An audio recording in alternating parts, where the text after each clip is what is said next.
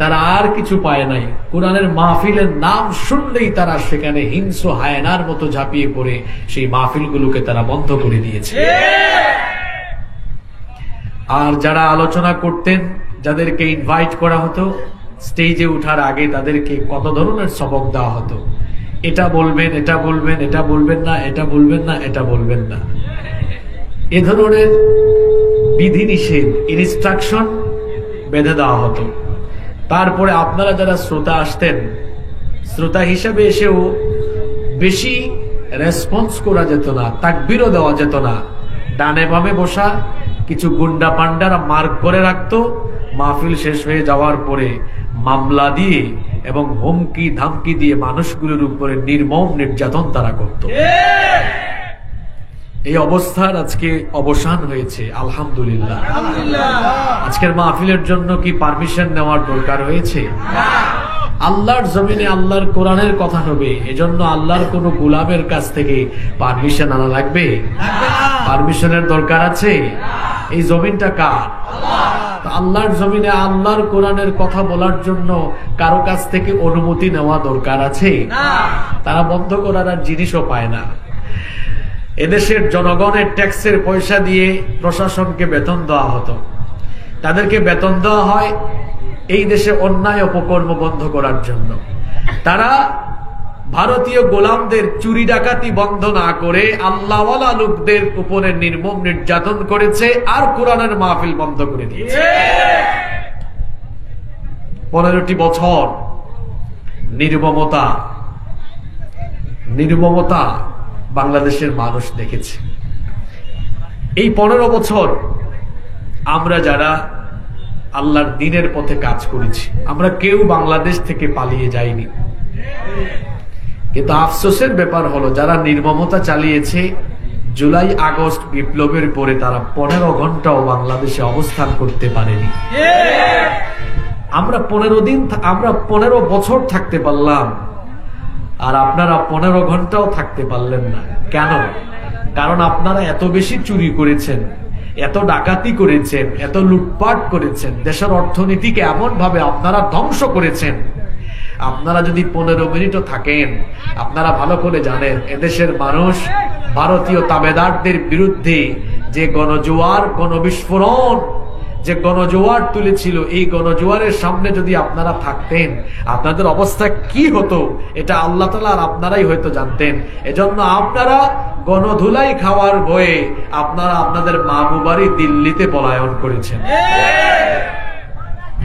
সম্মানিত ভাইয়েরা, আজ আমরা যে নতুন পরিবেশ পেয়েছি, এই নতুন পরিবেশ, এই নেয়ামত যিনি আমাদেরকে দয়া করে দিলেন, তিনি হচ্ছেন আমাদের রব। তিনি কে? তিনি আমাদের রব, তিনি হচ্ছেন আল্লাহ। জোরে বলেন তো, এই পরিবেশ যিনি আমাদেরকে দিলেন তিনি কে? আল্লাহ।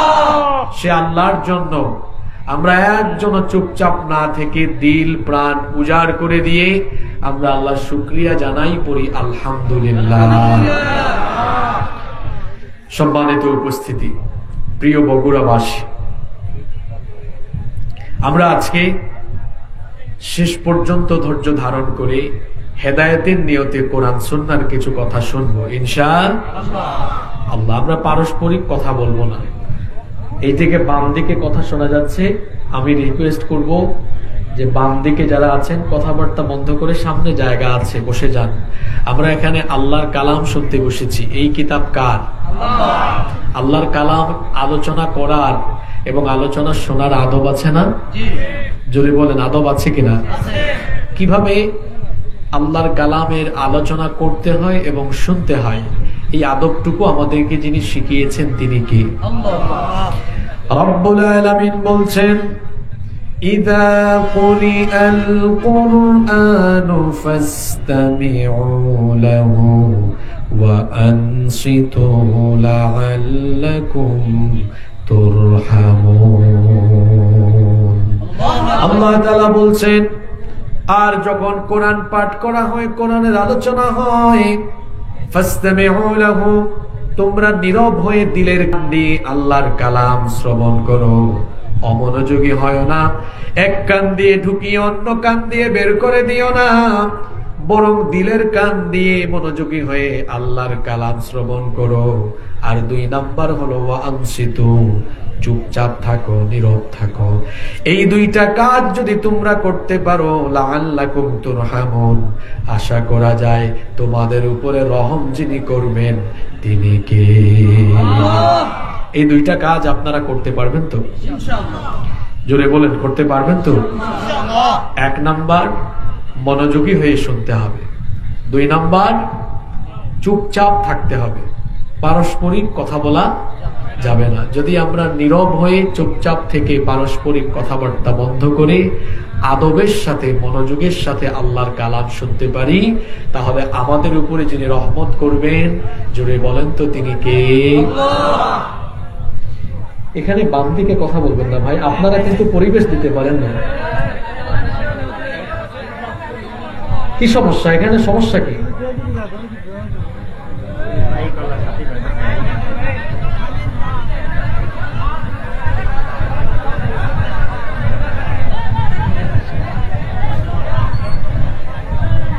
এ ধরনের বিশৃঙ্খল পরিবেশ তো আমি কোথাও দেখিনি।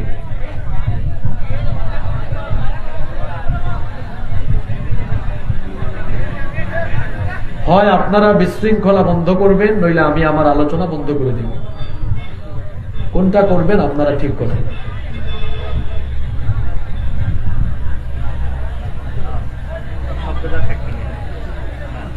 শব্দ কি? এই ধরনের ফ্যান 3টা চলার পরেও তো মাহফিলে আওয়াজের জন্য থাকা যায় না। মিডিয়ার ভাইরা ঠিক বলছি না? আপনারা তো বিভিন্ন অঞ্চলে যান, একই আমাকে সাউন্ড শেখায় নাকি? গোটা বাংলাদেশের 64 জেলায় যাই, এ ধরনের ফ্যান তো 3টা 4টা পিছনে দেওয়ার পরেও আওয়াজের কারণে থাকা যায় না। আমার আওয়াজ তো আমি নিজেই ক্লিয়ারলি শুনি না। কি কথা বলুন? নামাজে দাঁড়ানোর জন্য মুয়াজ্জিন সাহেব ইকামত দেন, ইকামতের প্রথম শব্দ কি? আল্লাহু আকবার। নামাজের প্রথম শব্দ কি? আল্লাহু আকবার। আবার জীবনের শেষ নামাজ, জানাজার নামাজ শুরু হয় কি দিয়ে? আল্লাহু আকবার। এই নামাজটা শেষ হয় কি দিয়ে? আল্লাহু। তাহলে আমরা আমাদের জীবনের শুরুতে দুনিয়াতে এসেই শুনলাম কি? আল্লাহু আকবার। যাওয়ার সময় শুনলাম কি? যতদিন বাঁচলাম প্রতিদিন 5 বার শুনলাম কি? তো গোটা জীবনটাই তো কেটে যাচ্ছে আল্লাহু আকবার শুনতে শুনতে। এখন মিছিলে অথবা যে কোনো জায়গায় স্লোগানে আল্লাহু আকবার শুনলে এই স্লোগানের ভেতরে জঙ্গিবাদের গন্ধ খুঁজে যারা, আবু জাহালের প্রেতাত্মা হলো তারা। কারণ আবু জাহাল এই স্লোগানকে সহ্য করতে পারত না। আবু জাহালের প্রেতাত্মারা এই স্লোগান শুনলেই আবু জেহেলীয় পদ্ধতিতে হিংস্র হায়নার মতো মুসলমানদের উপরে ঝাঁপিয়ে পড়েছে। আল্লাহ তাআলা নতুন পরিবেশ দিলেন, আমরা আল্লাহর নামে স্লোগান দিতে আজকে পারছি। এজন্য আল্লাহর শুকরিয়া আদায় করছি, আলহামদুলিল্লাহ। আমরা অপ্রাসঙ্গিক কথা বলে আর সময় নষ্ট করব না। আমরা সবাই মনোযোগের সাথে আলোচনা শুনবো এবং আমাকে আপনারা আলোচনা করতে সহযোগিতা করবেন ইনশাআল্লাহ।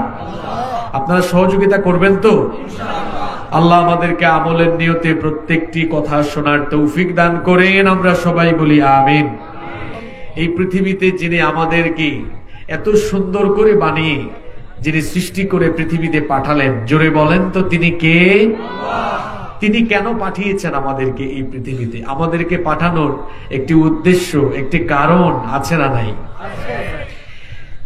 কি কারণে রব্বুল আলামিন আমাদেরকে দুনিয়াতে পাঠালেন?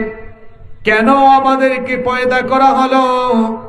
কি কারণে রব্বুল আলামিন আমাদেরকে পাঠালেন? কোরআনে কারীমের 51 নম্বর সূরা সূরাতুয যারিয়াতের 56 নম্বর আয়াতে রব্বুল আলামিন বললেন, ওয়ামা খালাকাতুল জিন্না ওয়াল ইনসা ইল্লা লিয়াবুদুন। আল্লাহ তাআলা বলছেন, আমি জিন এবং মানব জাতিকে আমার গোলামি ছাড়া, আমার দাসত্ব ছাড়া অন্য কিছু করার জন্য সৃষ্টি করি নাই। কেবলমাত্র আমার গোলামির জন্য, আমার ইবাদতের জন্য আমি মানুষকে বানিয়েছি। আমাদেরকে তার ইবাদতের জন্য যিনি দুনিয়াতে পাঠিয়েছেন, গলার আওয়াজ বড় করে সবাই বলেন তিনি কি? আল্লাহ তাআলা আমাদেরকে তার ইবাদতের জন্য পাঠিয়েছেন। কিসের জন্য পাঠিয়েছেন? ইবাদতের জন্য, তার গোলামের জন্য। আমরা আমাদের পরিচয় হলো আমরা আল্লাহর গোলাম। আমরা কার গোলাম? গোলাম পরিচয় দিতে আপনাদের কি লজ্জা হচ্ছে? যে এই কথা বলি কেমনে? হ্যাঁ, আমার গোলা ভরা ধান, ফসল ভরা, আমার মাঠ ভরা ফসল, টাকা পয়সা সম্পদের অভাব নাই, নিজেকে গোলাম হিসেবে পরিচয় দেই কেমনে? আপনার যত যাই থাকুক না কেন, আপনি গোলামই থাকবেন, কারণ এই সব কিছু দিয়েছেন কে? আল্লাহ। আপনি আমি শুধু আল্লাহর গোলাম নই, গোলামের ঘরের গোলাম আমরা। কারণ আমাদের বাবাও কার গোলাম? আমার বাবা থেকে নিয়ে আমার পূর্বপুরুষ যারা ছিলেন ঊর্ধ্বতন, সকলেই কার গোলাম? আমরা গোলামের ঘরের গোলাম, বান্দির ঘরের গোলাম, গোলাম জাত আমরা। আমরা যে আল্লাহর গোলাম, এই গোলামের সবচাইতে উৎকৃষ্ট নমুনা, সবচাইতে সেরা উদাহরণ পাওয়া যায় আল্লাহর দেওয়া একটি ইবাদতের ভেতরে। সেই ইবাদতের নাম হচ্ছে সালাত বা নামাজ। সেই ইবাদতের নাম কি? নামাজ। সবাই বলেন, সেই ইবাদতের নাম কি? এই নামাজে গেলে পরে আমরা যে সত্যিকারের গোলাম, তার পরিচয় ফুটে উঠে। কিভাবে? আমরা দাঁড়াই কিভাবে? নামাজে যখন আমরা দাঁড়াই, আমরা দাঁড়ানোর সময় এই দুই হাতকে কাঁধ পর্যন্ত বা কান পর্যন্ত তুলি না? এমন ভাবে তুলি, মাথাটা নত করে দিই। আল্লাহ তো বলেছেন কুমু লিল্লাহি কানিতিন।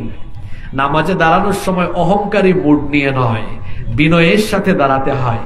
গোলাম মালিকের সামনে দাঁড়াবে, বিনয়ের বহিঃপ্রকাশ ঘটিয়ে দাঁড়াবে। যখন সে দাঁড়ালো, বিনয়ের সাথে দাঁড়ালো, আর দুই হাতকে কাঁধ বা কান পর্যন্ত তুলে আসামের মতো যেন সারেন্ডার করে গোলাম তার মালিকের সামনে দাঁড়িয়ে গেল। আল্লাহু আকবার।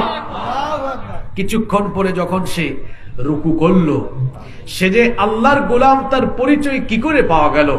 তার মধ্য থেকে সকল ধরনের অহংকার দূরীভূত হয়ে গেল। রুকুতে গেল, মাথাটা ঝুঁকালো।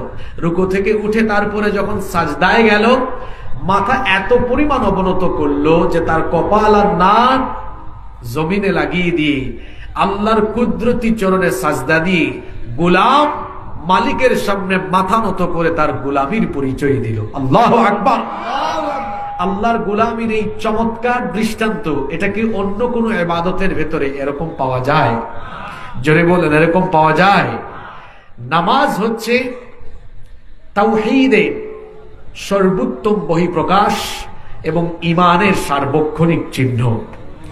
এটি এমন গুরুত্বপূর্ণ একটি ইবাদত, ঈমানের পরেই যার স্থান। ইসলামের 5টি পিলার বা স্তম্ভ রয়েছে, তার মধ্যে ঈমানের পরেই যে খুঁটি, যে পিলার, সেটার নাম কি?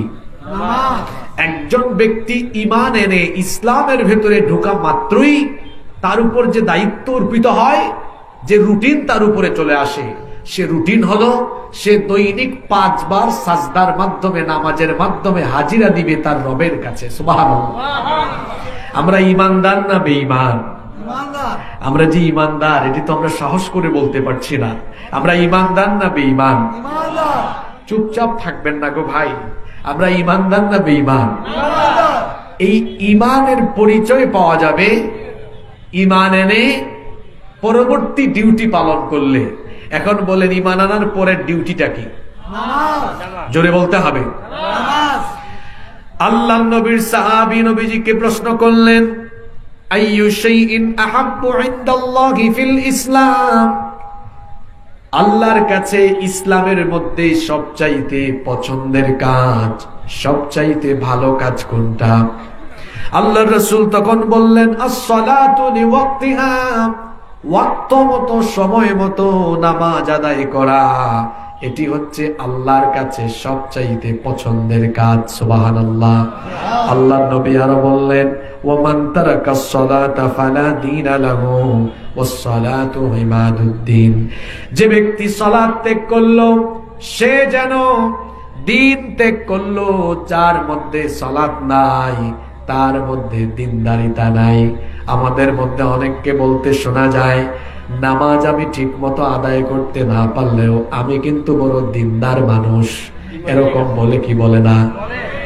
আর আল্লাহর নবী বলেছেন, যার মধ্যে নামাজ নাই, তার মধ্যে ঈমানই নাই, তার মধ্যে দ্বীনই নাই। আল্লাহর নবী বলেছেন ওয়াসসালাতু ইমাদুদ্দিন, নামাজ হলো দ্বীনের খুঁটি, পিলার। বলেন তো পিলার ছাড়া কি কোনো শামিয়ানা কিংবা কোনো ঘর বা বিল্ডিং টিকতে পারে নাকি?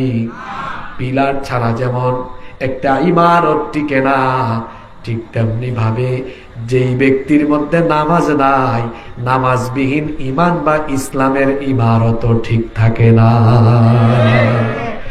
যার জীবনে নামাজ নাই, তার ঈমান বা ইসলামের ইমারত নাই, সেটাকে ভেঙে ফেলেছে, চূর্ণ বিচূর্ণ করে ফেলেছে, নষ্ট করে ফেলেছে, তার মধ্যে ঈমান নেই, ঈমান তার চলে গিয়েছে।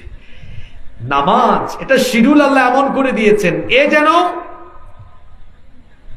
প্রতিদিন বান্দা আল্লাহর কাছে 5 বার একটা সর্বোত্তম হাজিরা দেওয়ার পদ্ধতি। সুবহানাল্লাহ। আমরা যারা চাকরি বাকরি করি কিংবা যারা পড়াশোনা করি, আমাদের কর্মস্থলে, আমাদের প্রতিষ্ঠানে দৈনন্দিন হাজিরা বা অনেক অফিসে ফিঙ্গারপ্রিন্ট, আমি এসেছি, এরকম হাজিরা দেওয়ার পদ্ধতি আছে না নাই? জোরে বলতে হবে, আছে না নাই? আমি আপনি যে আল্লাহর প্রকৃত গোলাম, প্রকৃত গোলামির হাজিরা নেওয়ার জন্য আল্লাহ তাআলা প্রত্যেক দিন 5 বার নামাজ দিয়ে, নামাজের মাধ্যমে হাজিরা নেওয়ার ব্যবস্থা করেছেন। আপনি কোনো প্রতিষ্ঠানে চাকরি করলে পরে আপনি যদি ওই প্রতিষ্ঠানে প্রতিদিন হাজিরা দেন, প্রতিদিন গিয়ে যদি ডিউটি পালন করেন, তাহলে মাসের শেষে বেতন আছে না নাই? আপনি আপনার প্রতিষ্ঠানে নিয়মিত হাজিরা দিলে পরে যেমন মালিক আপনার উপর খুশি হয়ে মালিক আপনাকে বেতন দেন, আপনিও প্রত্যেক দিন 5 বার আল্লাহর কাছে যদি হাজিরা দিতে পারেন, আল্লাহ তাআলাও খুশি হয়ে এই 5 ওয়াক্ত নামাজের মাধ্যমে আপনার গুনাহগুলোকে আল্লাহ মাফ করে দিবেন। কিভাবে আল্লাহ মাফ করে দেন শোনেন। বুখারী এবং মুসলিম শরীফের মধ্যে হাদিসটি বর্ণিত হয়েছে। হাদিস বর্ণনাকারী সাহাবী হচ্ছেন সাইয়্যিদুল মুহাদ্দিসিন আবু হুরায়রা রাদিয়াল্লাহু আনহু। তিনি বলছেন, রাসূল কারীম আমরা সবাই মহব্বতে পড়ি সাল্লাল্লাহু আলাইহি ওয়াসাল্লাম বলেছেন, আরাআইতুম লাউ আন্না নাহরাম বিবাবিন আহাদিকুম ইয়াগতাসিলু মিনহু কুল্লা ইয়াওমিন 5 মাররাত হাল ইয়াবকা মিন দারানিহি শাই। আল্লাহর নবী বলেছেন, তোমাদের কারো দরজার সামনে যদি একটা নহর থাকে, আর সে যদি সেই নহরের মধ্যে প্রত্যেক দিন 5 বার গোসল করে, তাহলে কি তার শরীরের মধ্যে কোনো ময়লা থাকবে নাকি? রাসূল করিম সাল্লাল্লাহু আলাইহি ওয়াসাল্লামকে তার সাহাবীরা বললেন, লা ইয়াবকা মিন দারানিহি শাই। কোন ব্যক্তি যদি এভাবে দৈনন্দিন 5 বার সালাত আদায় করে, তাহলে তো তার শরীরে কোনো ময়লা থাকার কথা না। আল্লাহর নবী তখন বললেন, ফাযালিকা মাসালুস সালাওয়াতিল 5 ইয়ামহুল্লাহু বিহিন্নাল খাতায়া। 5 ওয়াক্ত নামাজের উদাহরণ হলো তাই। 5 বার গোসল করলে পরে যেমন শরীরের সকল ময়লাগুলো দূরীভূত হয়ে যায়, ঠিক তেমনি ভাবে 5 ওয়াক্ত সালাত আদায়ের মাধ্যমে বান্দার দৈনন্দিন গুনাহগুলো মিটে যায়। গুনাহগুলো মাফ করে দেন কে? সালাত এটি এমন একটি ইবাদত, এটি মুমিন আর কাফেরের মধ্যে পার্থক্য তৈরি করে দেয়। এজন্য আল্লাহর নবী বলেছেন, বাইনাল আবদি ওয়াল কুফরি তারকুস সালাহ, হাইয়া আলাস সালাহ। নামাজের জন্য আসো, নামাজের দিকে আসো। হাইয়া আলাল ফালাহ, কল্যাণের দিকে আসো, কল্যাণের জন্য আসো। অর্থাৎ মুয়াজ্জিন সাহেব আযানের মাধ্যমে বুঝিয়ে দেন, আযানের সময়, নামাজের সময় হয়ে গেলে পরে কাজের চাইতে নামাজের ভেতরেই কল্যাণ কম না বেশি? কিন্তু আমার আপনার মধ্যে অনেক ব্যক্তি আছে, আযান যখন হয়ে যায়, মুয়াজ্জিন সাহেব বললেন এখন আল্লাহর হুকুম পালন করা হলো, বড় আযান শোনার পরেও যে ব্যক্তি নামাজে আসলো না, সেই ব্যক্তি তার কর্মকাণ্ড দিয়ে যেন বুঝিয়ে দেয় আল্লাহর হুকুমের চাইতে তার কাজ হলো আরো বড়। এজন্য তো সে আসলো না, এজন্য সে আসলো না। আল্লাহর নবী বলেছেন, ইমানদার আর কাফেরের পার্থক্য নিরূপণকারী হলো এই নামাজ। আল্লাহর নবী আরো বলেছেন, ইসলামের মধ্যে, দ্বীনের মধ্যে নামাজের অবস্থান হলো এমন। আল্লাহর নবী বলেছেন, ইন্নামা মাউদিউস সালাতি মিনাদ দ্বীনি কামাউদিউর রাসি মিনাল জাসাদ। আল্লাহ নবী বলেছেন, দিনের মধ্যে নামাজের অবস্থান হলো তেমন, শরীরের মধ্যে মাথার অবস্থান যেমন। বলেন তো, কোন ব্যক্তির যদি এই গলা থেকে মাথার অংশ না থাকে, পা থেকে গলা পর্যন্ত কোনো মানুষের শরীর দেখে ওই ব্যক্তির পরিচয় কি শনাক্ত করা যাবে নাকি? এখানে একটা লাশ যদি পড়ে থাকে, মাথা নাই, মাথাবিহীন কোন মানুষের দেহ দেখে সেই দেহটা কার, এটা কি শনাক্ত করা যাবে? কথা বলেন, শনাক্ত করা যাবে? যাবে না। মাথা ছাড়া যেমন দেহ দিয়ে ব্যক্তির পরিচয় শনাক্ত করা যায় না, ইসলামের ইবাদতের মগজ হলো, জোরে বলেন, নামাজ বাদ দিয়ে সবকিছু পালন করে, এমনকি ইসলামী আন্দোলন করেও একদম মাঠে ময়দানে সরব থাকলেও নামাজ নাই, ওই ব্যক্তির কোন মূল্য আল্লাহর কাছে, আল্লাহর কাছে সবচাইতে দামি ইবাদতের নাম হলো। সম্মানিত বগুড়াবাসী, নামাজ ব্যতীত ইসলামের যত ইবাদত আছে, সকল ইবাদত এবং ইসলামের সকল বিধিবিধান আল্লাহ তাআলা এই দুনিয়াতে জিবরিলের মারফতে দিয়েছেন। একমাত্র ইবাদত হলো নামাজ, যেটা আল্লাহ এই দুনিয়ায় নয়, এটা আল্লাহ গিফট করেছেন 7 আসমান পাড়ি দিয়ে, ধুলির ধরা পাড়ি দিয়ে, সিদরাতুল মুনতাহা ভেদ করে মেরাজের রাতে আল্লাহ তার হাবিবকে তার কাছে নিয়ে তারপরে সালাত নামক ইবাদত আমাদেরকে গিফট করেছেন। সুবহানাল্লাহ।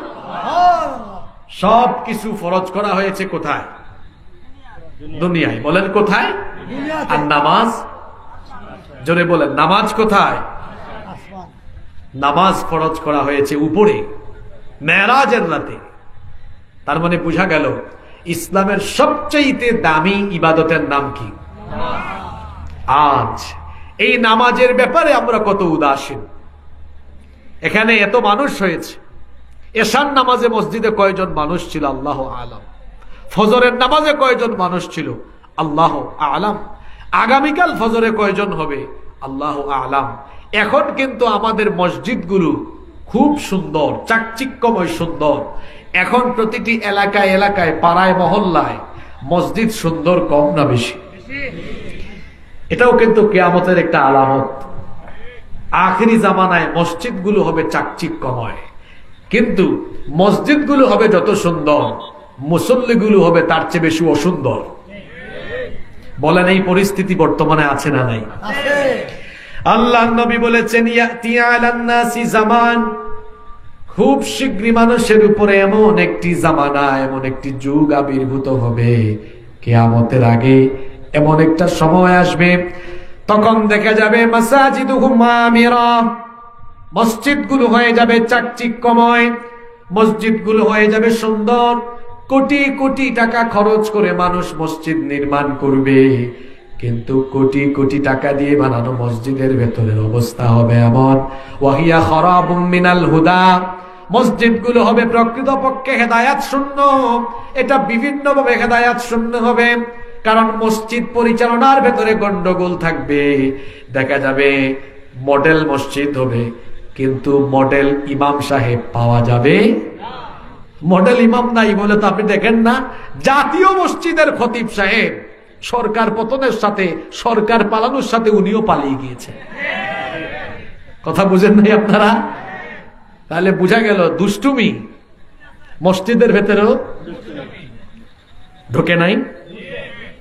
মসজিদের ভেতরে কেমনে দুষ্টুমি ঢুকেছে আপনাদেরকে বুঝাই। আল্লাহ নবী বলেছেন, লা তাকুমুস সাআহ, ততদিন পর্যন্ত কিয়ামত হবে না, হাত্তা ইয়াতাবাহান নাসু ফিল মাসাজিদ, যতদিন না মসজিদের ভেতরে মসজিদ নিয়ে মানুষ প্রতিযোগিতা না করে, মসজিদ নিয়ে মানুষ বড়াই করবে যে আমার এলাকায় এত কোটি টাকা দামের মসজিদ আছে, আরেকজন বলবে আপনার চাইতে আরো বেশি টাকা খরচ করে আমরা মসজিদ বানিয়েছি। এরকম বড়াই আরম্ভ হবে। শুধু তাই নয়, আল্লাহ নবী আলো বলেছেন, ইন্না মিন আশরাতিস সাআহ উলুউন আহলুল ফিসক ফিল মাসাজিদ, নবীজি বলেছেন কিয়ামতের একটা আলামত হলো মসজিদের ভেতরে আল্লাহওয়ালা ব্যক্তিদের গলার আওয়াজের চাইতে ফাসিক ফুজ্জারদের গলার আওয়াজ বড় হয়ে যাবে। বাংলাদেশের মসজিদগুলোর ভেতরে গিয়ে দেখেন, ইমাম সাহেবের গলার আওয়াজের চাইতে এলাকার টাটকা সুদখোর, ঘুষখোর, চোর, ডাকাত আর দুর্নীতিবাজদের গলার আওয়াজ অনেক বড়। এলাকায় যার সুদের টাকা বেশি, ঘুষের টাকা বেশি, যার বংশ বড়, সে হয় মসজিদ কমিটির সভাপতি, সে হয় মসজিদ কমিটির সেক্রেটারি। তাহলে আল্লাহর নবী যে বলেছেন শেষ জামানায় মসজিদ হবে সুন্দর, কিন্তু ওয়াহিয়া খারাবুম মিনাল হুদা, মসজিদগুলো হবে হেদায়েত শূন্য। আজ সেই কথাগুলোর বাস্তবতা আছে না নাই? জোরে বলতে হবে, আছে না নাই? আল্লাহর নবীর সময়ে মসজিদ ছিল কাঁচা, কিন্তু মুসল্লি ছিল পাকা। আল্লাহর নবীর মসজিদ কি আমাদের মসজিদের মতো এরকম বিল্ডিং ছিল নাকি? আল্লাহর নবীর মসজিদটা ছিল কেমন শোনেন। উপরে ছিল খেজুর পাতার ছাউনি, আর নিচে ছিল মরুভূমির বালি। তারা যখন সাজদায় যেতেন, নাকে আর কপালে, হাতে পায়ে মরুভূমির বালি লেগে যেত। সামান্য একটু বৃষ্টি হলে পরে তাদের নাকে, কপালে এবং অঙ্গ প্রত্যঙ্গে কাদা লেগে যেত। আমাদের মসজিদগুলোতে গিয়ে দেখেন দামি দামি কার্পেট আছে, উপরে ফ্যান আছে, এসি আছে। মসজিদগুলো হয়েছে এখন পাকা, কিন্তু মুসল্লির অভাবে মসজিদ হয়ে গিয়েছে ফাঁকা। আর আল্লাহর নবীর মসজিদ ছিল কাঁচা, কিন্তু মুসল্লি ছিল পাকা। কথা ঠিক না বেঠিক? এখন আমাদের এলাকার মসজিদগুলোতে মুসল্লি হয়েছে মোট 5 প্রকারের। প্রতিটি এলাকায় মুসল্লি পাওয়া যায় মোট কয় প্রকারের? 5 প্রকারের। জোরে বলেন, কয় প্রকার? এবার আপনি নিজেকে মিলায় নেন তো, আপনি কোন প্রকারে আছেন? 1 নাম্বার হলো সাপ্তাহিক মুসল্লি, যারা শুধু জুমার দিনে মসজিদে যায়, জুমার দিনে নামাজে যায়। অন্য কোনো ওয়াক্তে, অন্য কোনো দিনে তাদেরকে নামাজে দেখা যায় না। এই ধরনের মুসল্লি, এই প্রকারের মুসল্লি আমাদের শিবগঞ্জে নাই। 2 নম্বরের দ্বিতীয় প্রকারের মুসল্লি হলো মাসিক মুসল্লি। তারা শুধু রমজান মাসের জন্য মুসল্লি সাজে, এই 1 মাস তারা পাক্কা নামাজি। ঈদের চাঁদ উঠে, এরপরে দেখা যায় তাদের নামাজের অবস্থাও শেষ, নামাজের ধারে কাছেও নাই। এই ধরনের মুসল্লি আমাদের আলাদিপুরে নাই। আছে নাকি? 3 নম্বর মুসল্লি হলো সিজনাল। এদেরকে সিজনে সিজনে দেখা যায়, যেমন লাইলাতুল কদরে, শবে বরাতে, এ ধরনের বিশেষ বিশেষ সিজনের রাতে দেখা যায়। এই ধরনের সিজনাল মুসল্লি আমাদের বগুড়াতে নাই। তারপরে আছে বার্ষিক নামাজি। এরা সারা বছর মসজিদে আসে না, শুধু 2 ঈদের সময় নামাজে আসে।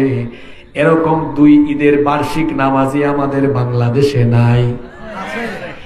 এখন আর জবাব দিয়েন না, নিজেই নিজেকে প্রশ্ন করেন আর মিলিয়ে নেন কোন কাতারে আছেন। এই যে সাপ্তাহিক, মাসিক, সিজনাল, বার্ষিক, এই হইল মোট কয় প্রকার? এই 4 প্রকার নামাজির ব্যাপারে আল্লাহ তাআলা সূরা মাউনের মধ্যে বলেছেন, ফাওয়াইলুল লিল মুসাল্লিন আল্লাযীনা হুম আন সালাতিহিম সাহুন ওয়াল্লাযীনা হুম ইউরাউন। ফাওয়াইলুল লিল মুসাল্লিন, অতঃপর ধ্বংস নামাজীদের জন্য। আচ্ছা, নামাজ আদায় করলে মানুষ ধ্বংস হয় না সফল হয়? আল্লাহ বলেছেন ধ্বংস নামাজীদের জন্য। আমরা প্রশ্ন করলাম, আল্লাহ এটা কোন নামাজি? আল্লাহ পরের আয়াতে বলছেন আল্লাযীনা হুম আন সালাতিহিম সাহুন, যারা তাদের নামাজ সম্পর্কে উদাসীন, গাফেল, বেখবর, ইচ্ছে হলে যায়, ইচ্ছে হলে যায় না। আল্লাযীনা হুম ইউরাউন, যারা মানুষ দেখাবার জন্য যায়। সপ্তাহে যারা নামাজে যায়, এরা মানুষ দেখাবার জন্য যায়। যারা রমজান মাসে মুসল্লি সাজে, মানুষ দেখাবার জন্য সাজে। যারা সিজনাল আর বার্ষিক হয়, এরাও মানুষ দেখাবার জন্য সাজে। আপনি বলবেন হুজুর, তাইলে রিয়েল অথেন্টিক নামাজি কারা? রিয়েল এবং অথেন্টিক নামাজি হলো তারা আল্লাহকে ভয় করে দৈনন্দিন 5 ওয়াক্ত নামাজে হাজির হয়ে যায় যারা। অথেন্টিক নামাজি হলো তারা। আল্লাহ তাআলা তাদের পরিচয় কোরআনে কারিমে দিচ্ছেন, ওয়াস্তাঈনু বিস-সাবরি ওয়াস-সালাহ ওয়া ইন্নাহা লাকাবীরাতুন ইল্লা আলাল খাশিঈন। ধৈর্য এবং নামাজের মাধ্যমে আল্লাহর কাছে সাহায্য চাও। নিশ্চয়ই নামাজ এটা বড় কঠিন দায়িত্ব, কঠিন কাজ, কিন্তু এক শ্রেণীর মানুষের জন্য এটা কঠিন নয়। আমরা আল্লাহর কাছে জানতে চাইলাম আল্লাহ সেই শ্রেণী কারা, তাদের পরিচয় কি? আল্লাহ তাআলা বললেন তাদের পরিচয় হলো আল্লাযীনা ইয়াযুন্নুনা আন্নাহুম মুলাকু রাব্বিহিম ওয়া আন্নাহুম ইলাইহি রাজিউন। যারা ধারণা করে, যারা এই কথা মনে করে আমাদেরকে আমাদের রবের দরবারে একদিন হাজির হতে হবে, তার কাছে সকল জিনিসের হিসাব দিতে হবে, এই ভয় অন্তরে ধারণ করে যারা প্রকৃতপক্ষে আসল নামাজি হলো তারা। 5 ওয়াক্ত আযান হলেই এরা কোথায় চলে যায়? এদের সম্পর্কে আল্লাহ বলছেন, রেগুলার নামাজিদের ব্যাপারে আল্লাহ বলেছেন, কদ আফলাহাল মুমিনুন আল্লাযীনা হুম ফি সালাতিহিম খাশিউন। অবশ্যই সফল হয়েছে মুমিনরা। কোন সব মুমিনরা? আল্লাযীনা হুম ফি সালাতিহিম খাশিউন, যারা তাদের নামাজের মধ্যে খুশু অবলম্বন করে। এরপরে আল্লাহ আরো কয়েকটি গুণ বর্ণনা করে বললেন, ওয়াল্লাযীনা হুম আলা সালাওয়াতিহিম ইউহাফিজুন, আর যারা তাদের নামাজের হেফাজত করে। এরপরে আল্লাহ তাআলা বললেন, উলাইকা হুমুল ওয়ারিসুন আল্লাযীনা ইয়ারিসুনাল ফিরদাউসা হুম ফিহা খালিদুন। এই 5 ওয়াক্তের নামাজি হলো তারা মরার পরে জান্নাতুল ফিরদাউসের ওয়ারিস হয়ে যাবে যারা। তাহলে যাদের জন্য আল্লাহ জান্নাতুল ফিরদাউস রেখেছেন, এরা কি অনিয়মিত না নিয়মিত নামাজি? নিয়মিত। জোরে বলতে হবে, অনিয়মিত না নিয়মিত? না, আপনারা হবেন কোনটা, নিয়মিত না অনিয়মিত? ইসলামের সবচেয়ে বড় ইবাদতের নাম কি? জোরে বলেন, সবচেয়ে বড় ইবাদতের নাম কি? এক ব্যক্তি সারা রাত ওয়াজ শুনে গেল আর সকালবেলা ফজরের নামাজ কাজা করল, আর আরেক ব্যক্তি মাহফিল শুনেছে, ফজরের নামাজ আদায় করেছে। কোন ব্যক্তি উত্তম? কোন ব্যক্তি উত্তম? এক ব্যক্তি প্রতিদিন ওয়াজ মাহফিলে যায়, আরেক ব্যক্তি যখন পারে তখন যায়, কিন্তু নামাজের আজান হলে পরে নামাজ মিস দেয় না। কোন ব্যক্তি উত্তম? জোরে বলেন, কোন ব্যক্তি উত্তম?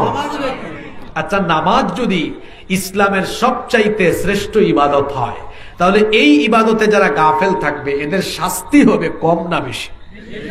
জোরে বলেন, কম না বেশি? একদিন আমরা ময়দানে মাহশরে, হাসরের ময়দানে একত্রিত হব, এ ব্যাপারে আমাদের দিলের ভেতরে কি কোনো সন্দেহ আছে? আপনাদের কোনো সন্দেহ আছে? হাসরের ময়দানে আমরা একত্রিত হওয়ার পরে আল্লাহ সেদিন বিচার করবেন। আল্লাহ তাআলার বিচার আর দুনিয়াতে মানুষের বিচার কি একরকম? আমরা মাঝে মাঝে বিচার করি না? আমাদের বিচারের মধ্যে অবিচার হওয়ার সম্ভাবনা আছে। আমরা বিচারের মধ্যে মাঝে মাঝে প্রহসন করি, নিরপরাধীকে অপরাধী বানিয়ে ফাঁসির কাস্টে ঝুলায় মেরে ফেলি, আর অপরাধীকে আমরা জামিন দিয়ে জেলখানার বাহিরে বের করে দিই। আপনারা দেখেন নাই কোরআনের পাখি শহীদ আল্লামা দেলাওয়ার হোসেন সাঈদীকে, এই নিরপরাধ ব্যক্তিকে অপরাধী বানিয়ে তারা শহীদ করে ফেলেছে। যুদ্ধাপরাধ, মানবতা বিরোধী নাটক মঞ্চস্থ করেছে, যাতে করে কোরআনের পাখিকে মানুষ থেকে বিচ্ছিন্ন করে দেওয়া যায়। কিন্তু আপনারা বলেন, এত অপবাদ, এত কিছুর পরেও তার প্রতি মানুষের ভালোবাসা কমেছে না বেড়েছে? বরং যারা তাকে জনগণ থেকে বিচ্ছিন্ন করতে চেয়েছিল, তারা নিজেরাই জনবিচ্ছিন্ন হয়ে তাদের মামু বাড়ি দিল্লিতে তারা পালিয়ে গিয়েছে। সম্মানিত ভাইয়েরা, আল্লাহর বিচারের মধ্যে কোনো দুই নাম্বারই। ওয়ালা ইয়াজলিমু রাব্বুকা আহাদা, তোমার রব কারো উপরে জুলুম করেন আল্লাহর বিচার শুরু হবে। সেদিন আল্লাহ দুই রকমের বিচার করবেন। কয় রকমের বিচার? একটা হলো হাক্কুল্লাহ, আল্লাহর হক, আরেকটা হলো হাক্কুল ইবাদ, বান্দার হক। প্রথমে আল্লাহর হকের বিচার আরম্ভ হবে। আল্লাহর হকের বিচার আরম্ভ করবেন আল্লাহ তাআলা নামাজ দিয়ে। বলেন আল্লাহর হকের বিচার আল্লাহ শুরু করবেন কি দিয়ে? তাহলে কিয়ামতের দিন আপনাদের আমাদের সবার কাছ থেকে আল্লাহ প্রথম যে জিনিসের হিসাব চাইবেন সেই জিনিসটার নাম কি? জোরে বলেন, সেটার নাম কি? বুখারীর হাদিস, আল্লাহর নবী বলেছেন, ইন্না আউওয়ালা মা ইউহাসাবু বিহিল আবদু ইয়াউমাল কিয়ামাতি মিন আমালিহি সালাতুহু। নিশ্চয়ই আল্লাহ কিয়ামতের ময়দানে বান্দার কাছ থেকে প্রথম যে আমলের হিসেব চাইবেন সেই আমল হলো নামাজ। আল্লাহ তাআলা আপনাকে নামাজের ব্যাপারে প্রথমেই জিজ্ঞেস করবেন। ফাইন সালুহাত ফাকাদ আফলাহা ওয়া আনজাহ। এই নামাজের হিসাব যার ঠিকঠাক থাকবে, এই নামাজের হিসাব যাদের ঠিক থাকবে, গন্ডগোল যাদের থাকবে না, তারা সফল কাম হয়ে যাবে, তাদেরকে আল্লাহ জান্নাত দান করে দিবেন। সুবহানাল্লাহ। ওয়া ইন ফাসাদাত ফাকাদ খাবা ওয়া খাসার। আর যাদের এই নামাজের হিসাবের মধ্যে গন্ডগোল থাকবে তারা ক্ষতিগ্রস্ত হয়ে যাবে। বলেন তো আমার বাবারা, আমার ভাইয়েরা, প্রথম হিসাবেই যদি গন্ডগোল থাকে তাহলে কিয়ামতের ময়দানে পরিস্থিতি কঠিন হবে না সহজ হবে? আপনারা ক্লান্ত হয়ে গিয়েছেন? কঠিন হবে না সহজ হবে? প্রথম হিসাবটাই যদি আপনার জন্য জটিল হয়, আল্লাহ বললেন নামাজের হিসাবের খবর কি?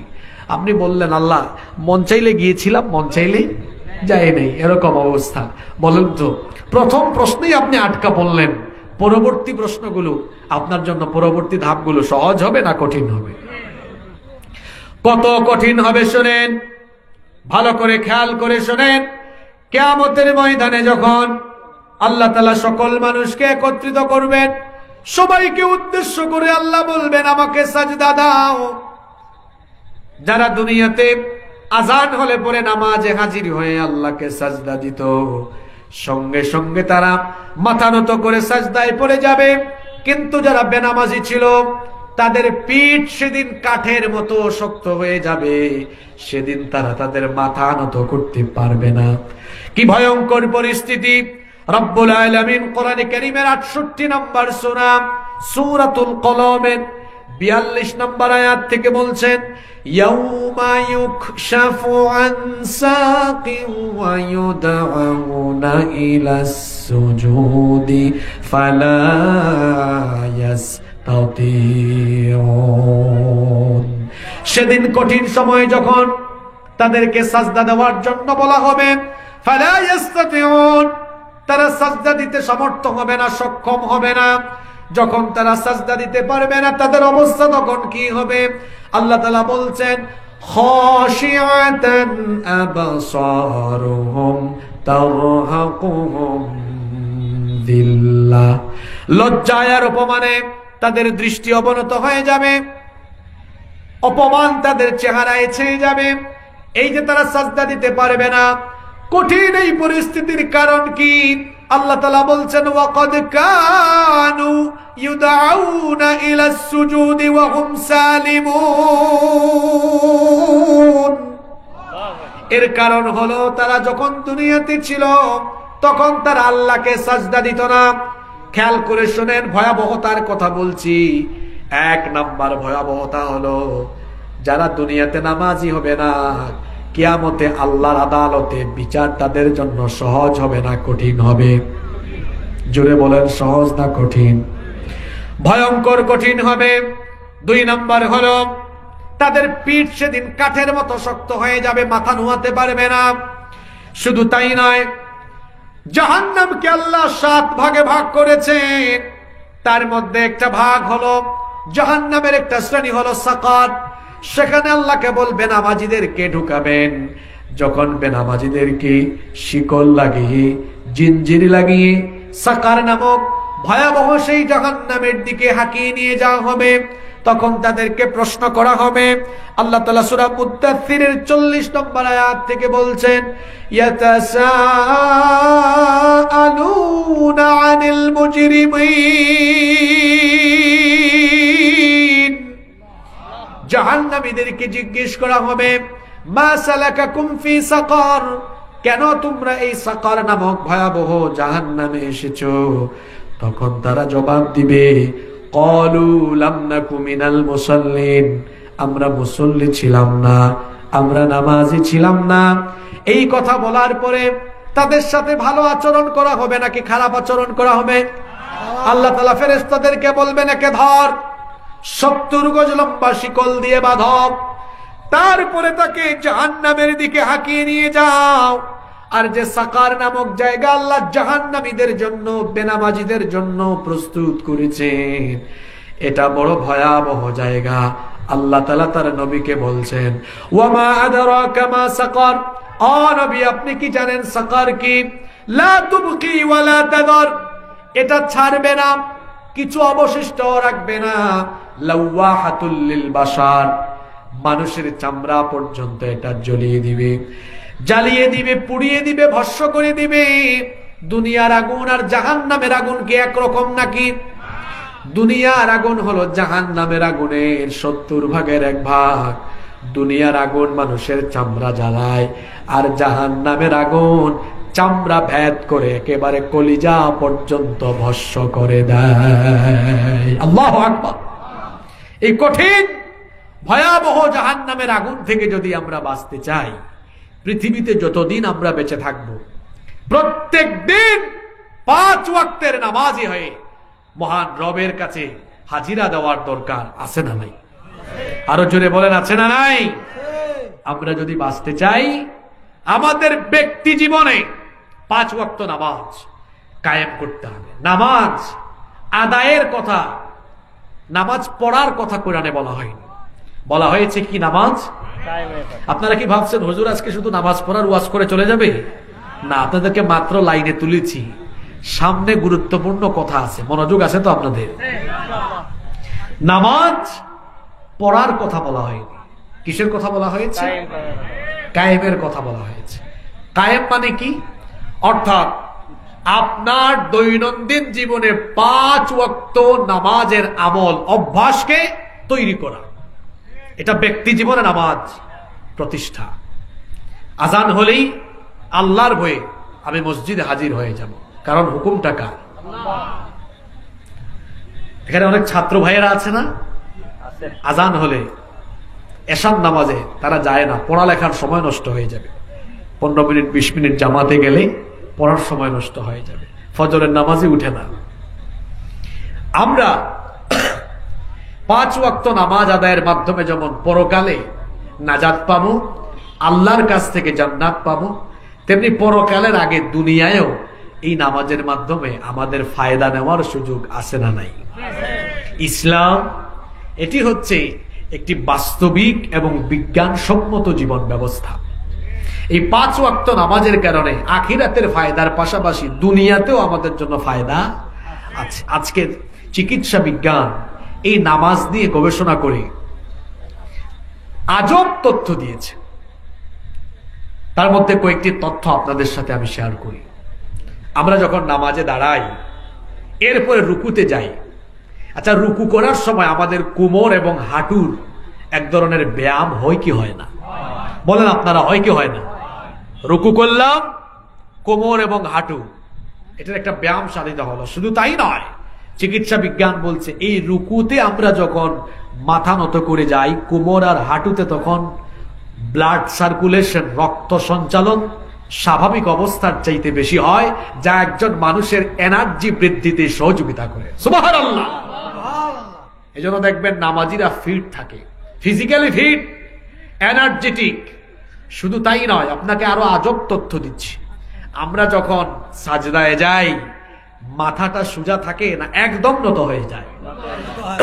চিকিৎসা বিজ্ঞান গবেষণা করে বলছে, মানুষ যখন দাঁড়িয়ে থাকে, বসে থাকে কিংবা শুয়ে থাকে, তার পুরো শরীরে রক্ত সঞ্চালন হয়, কিন্তু তার মাথায়, তার ব্রেইনে স্বাভাবিকের চাইতে বেশি রক্ত সঞ্চালন হয় যখন সে তার মাথা নুইয়ে দেয়। আমরা যখন নামাজে সাজদা দেই, মাথাটা নুইয়ে দেই না, নত করে দেই, তখন আমাদের মাথার মধ্যে স্বাভাবিকের চাইতে বেশি রক্ত সঞ্চালন হয়, যা একটা ব্রেইনকে ইফেক্টিভ এবং অধিক পরিমাণ স্মরণ শক্তি সম্পন্ন হিসাবে গড়ে তোলে। সুবহানাল্লাহ। এজন্য দেখবেন নামাজি ছেলেরা মারাত্মক মেধাবী। আমার হাফেজি মাদ্রাসার ছেলেদের দিকে তাকান, দেখেন আমি বিজ্ঞানের গবেষণা দিয়ে কথাগুলো আপনাদেরকে বুঝিয়ে দিচ্ছি। আমার হাতে আপনারা কিতাব দেখছেন, এটার নাম কি? এদিকে তাকান, গুরুত্বপূর্ণ তথ্য এখন থেকে যাবে, মনোযোগ দিয়ে শুনেন। কলেজে, স্কুলে, মাদ্রাসায়, ইউনিভার্সিটিতে ছাত্রছাত্রীদের প্রত্যেকটা ক্লাসে তাদের অনেকগুলো বই আছে না? জোরে বলেন আছে কিনা? যে কোনো ছাত্রকে আপনারা ডেকে বলবেন, আচ্ছা তোমার যে এতগুলো বই আছে, তোমার এই যে কোনো বই থেকে, এতগুলো বই থেকে যে কোনো একটা বইয়ের একদম প্রথম পৃষ্ঠা থেকে শেষ পৃষ্ঠা পর্যন্ত তুমি কি মুখস্থ শোনাতে পারবে? আপনারা কি মনে করেন? জি, মাদ্রাসার ছাত্রও পারবে না, স্কুলেরও না, কলেজেরও না, ইউনিভার্সিটিরও। কি মনে হয় পারবে?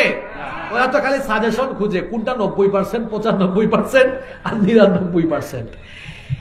হাফেজি মাদ্রাসার 7-8 বছরের বাচ্চার কাছে যান, গিয়ে বলেন, বাবা তুমি কি এই কোরআন আমাকে শুরু থেকে শেষ পর্যন্ত শোনাতে পারবে? কি মনে হয়? সে দাওয়াত দিবে আসিয়েন রমজানের প্রথম তারাবিতে। প্রথম তারাবিতে দাঁড়াবেন, আমি প্রথম পৃষ্ঠা থেকে শুরু করব, শেষ তারাবিতে শেষ পৃষ্ঠা শোনায়া পুরো কোরআন আপনাকে শোনায়া দিব। সুবহানাল্লাহ। এত আসতে বললেন? এই বাচ্চারা এত মেধাবী কি করে হলো? প্রত্যেকটা হাফেজি মাদ্রাসায় যান, শিবগঞ্জের, আলাদিপুরের, বগুড়ার প্রত্যেকটা মাদ্রাসায় গিয়ে দেখেন, হাফেজি মাদ্রাসার উস্তাদদেরকে জিজ্ঞেস করে দেখেন, হাফেজি মাদ্রাসার ছাত্রদেরকে ফজরের অনেক আগে ঘুম থেকে উঠতে হয়, দিন শুরু করে মাথা নত করে দিয়ে, সাজদা দিয়ে।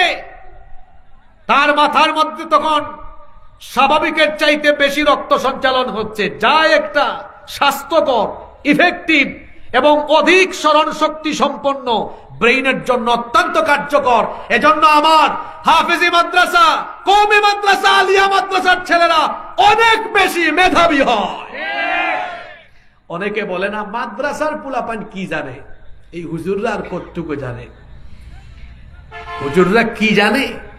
আপনি দেখেন না হুজুরদের সিনার ভেতরে কি আছে? 30 পারা আল্লাহর কোরআন, লক্ষ লক্ষ হাদিস, লক্ষ লক্ষ কিতাবের পৃষ্ঠা মুখস্থ করে সিনার ভেতরে ঢুকায় দিয়েছে।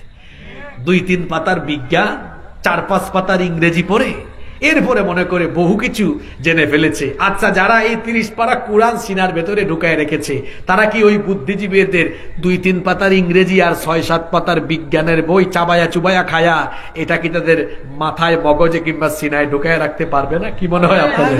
জোরে বলেন, কি মনে হয় আপনাদের? আমার ছাত্র ভাইদেরকে বলবো, ভাই তোমরা যারা পড়াশোনা করো, নামাজের প্রতি তোমরা গাফলতি করো না। নামাজ আজান হলেই জামাতে আদায় করো। তোমাদের মেধা অধিক পরিমাণ, এই ব্রেইনটা অধিক পরিমাণ স্মরণ শক্তি সম্পন্ন হবে ইনশাআল্লাহ। আমি বলছিলাম নামাজে তো আমরা নামাজ আদায়ের মাধ্যমে আল্লাহকে খুশি করছি, জাহান্নাম থেকে রক্ষা করছি নিজেদেরকে, পাশাপাশি দুনিয়ার ফায়দাও আরো ফায়দা আছে, আরো ফায়দা আছে। নামাজি ব্যক্তিরা দুনিয়ার সবচাইতে স্মার্ট, সবচাইতে পরিচ্ছন্ন, কারণ নামাজিরা প্রতিদিন অজু করে কয়বার? অনেকে আরো বেশিও করে, কিন্তু ন্যূনতম কম পক্ষে কয়বার? 5 বার। কিন্তু বেনামাজিরা দেখবেন মুখে দুর্গন্ধ, কথা বললে মুখ থেকে দুর্গন্ধ বের হয়, কিন্তু নামাজিদের এমন নয়, কারণ নামাজে ঢোকার আগেই মেসওয়াক লাগায়। নামাজিদের সাথে মেসওয়াক থাকে কি থাকে না? জোরে বলেন, থাকে কি থাকে না? আপনাদের সাথে মেসওয়াক থাকে? এই যে মেসওয়াক, এটা কার সুন্নাহ?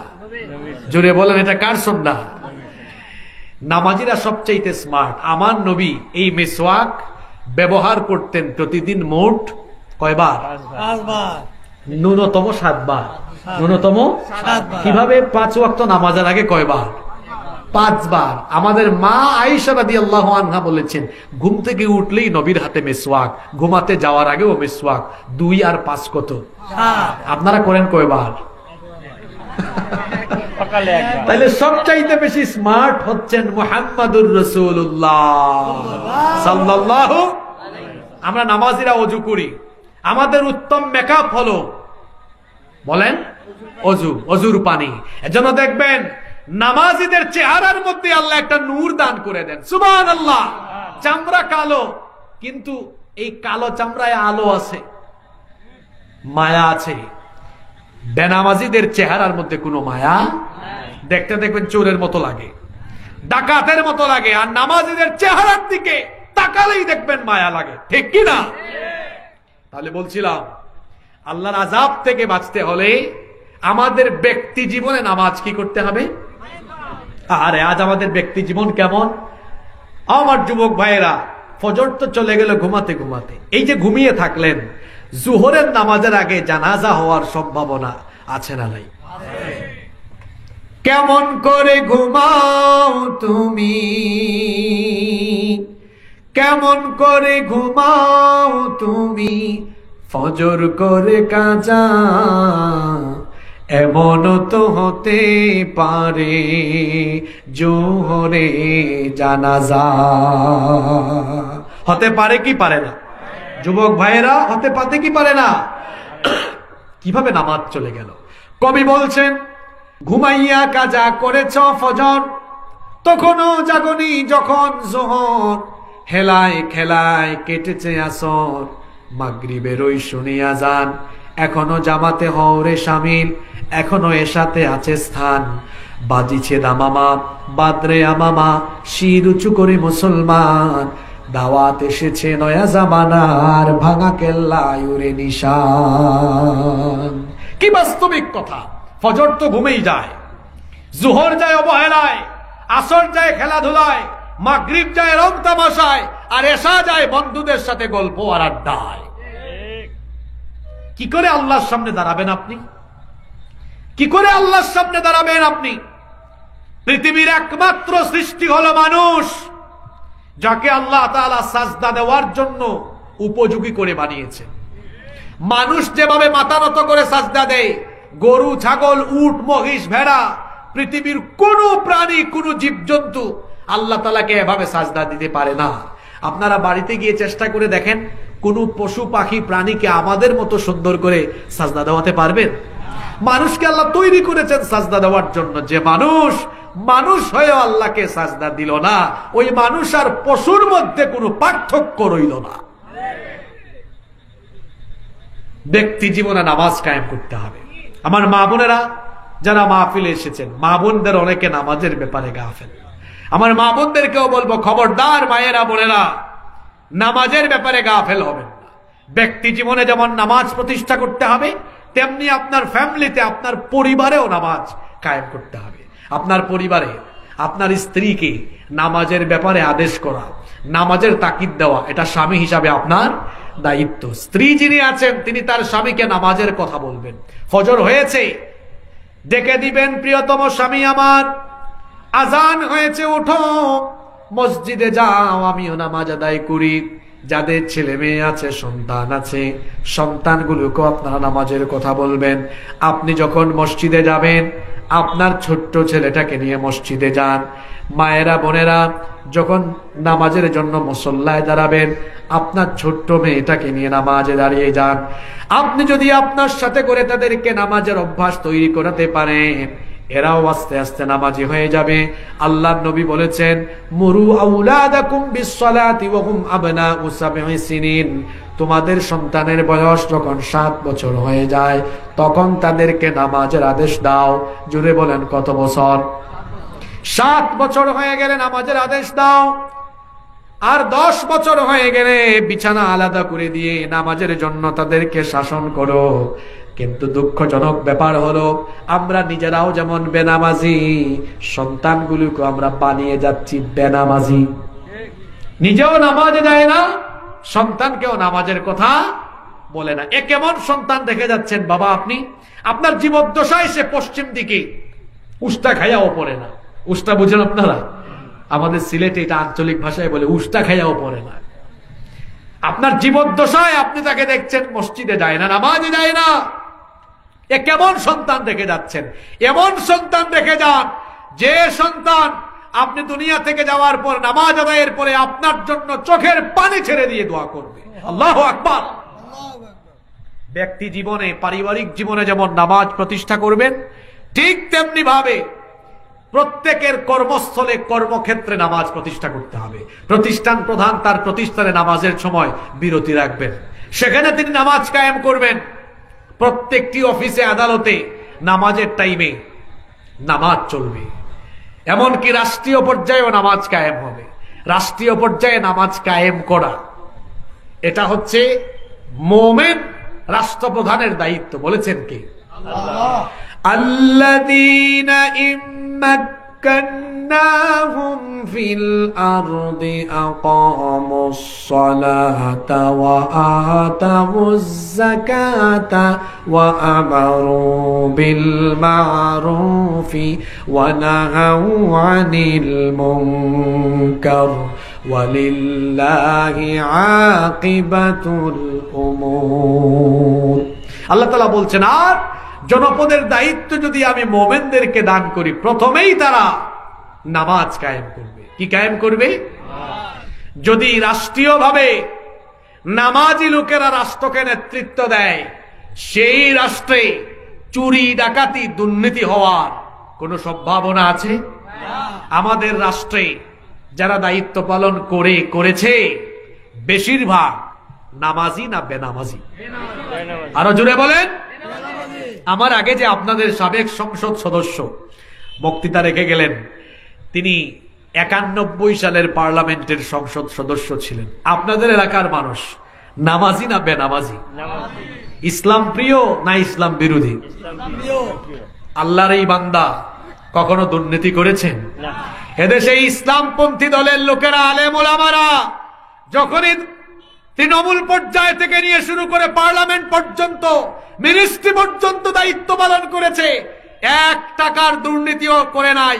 বরং যারা ইসলাম ওয়ালাদেরকে কথায় কথায় জঙ্গি জঙ্গি স্বাধীনতা বিরোধী বলে, যারা স্বাধীনতার চেতনার ক্যাপসুল মানুষকে গিলায় খাওয়ায়, তারাই স্বাধীনতার চেতনার ব্যবসা করে এই দেশকে চেটে পুটে লুটপাট করে দেশের সর্বনাশ করেছে। এই দেশ নামাজিদের কাছে নিরাপদ। এই দেশ নামাজিদের কাছে নিরাপদ। নামাজিদের কাছে এই দেশ গেলে পরে এই দেশে চুরি থাকবে না, ডাকাতি থাকবে না, লুটপাট থাকবে না। আমরা যে আলোকিত সমৃদ্ধ বাংলাদেশের স্বপ্ন দেখি, সেই সমৃদ্ধ বাংলাদেশ আমরা পাবো ইনশাআল্লাহ। নামাজ এটাকে কায়েম করতে হবে, সব জায়গায় কায়েম করতে হবে। একেবারে ব্যক্তি থেকে নিয়ে শুরু করে পরিবার, সমাজ, রাষ্ট্র, সব জায়গায় এই নামাজ যখন প্রতিষ্ঠা হয়ে যাবে, অন্যায়, অপকর্ম, দুর্নীতি, দুঃশাসন, অপশাসন চিরতরে বন্ধ হয়ে যাবে। থানার ওসি সাহেব যদি নামাজি হন, আর যদি ওসি সাহেবের নেতৃত্বে থানায় 5 ওয়াক্ত নামাজ আদায় হয়, ওই ওসি আর ওই থানার কোন কনস্টেবল বা পুলিশের কোন কর্মকর্তা বলেন ঘুষ চাইবে? জোরে বলেন, আপনারা ঘুষ চাইবে? সেক্রেটারিয়েটে যদি সচিবগণ নামাজি হয়ে যান, মিনিস্ট্রিতে যদি মন্ত্রীগণ নামাজি হয়ে যান, এই দেশে প্রাইম মিনিস্টার, প্রেসিডেন্ট যদি আমরা নামাজি পাই, যিনি সমাজ রাষ্ট্রকে নেতৃত্ব দিবেন, আবার ইমামতিরও যোগ্যতা রাখবেন, এমন ব্যক্তি যদি, এমন ব্যক্তি কিংবা এমন ব্যক্তির দল যদি এই বাংলাদেশকে পরিচালনা করে, এই বাংলাদেশে চুরি থাকবে? ডাকাতি থাকবে? দুর্নীতি থাকবে? থাকবে না। এজন্য বাংলাদেশে আমরা বহু কিছু দেখেছি। দেশ স্বাধীন হওয়ার পরে 54 বছর হয়েছে। এই 54 বছরে আমরা বহু শাসন দেখেছি, সব শাসন দেখা শেষ। বাকি আছে আল কোরআনের বাংলাদেশ। আগামীতে আমরা বাংলাদেশে আল কোরআনের শাসন দেখতে চাই। আপনারা চান তো? কারণ যারাই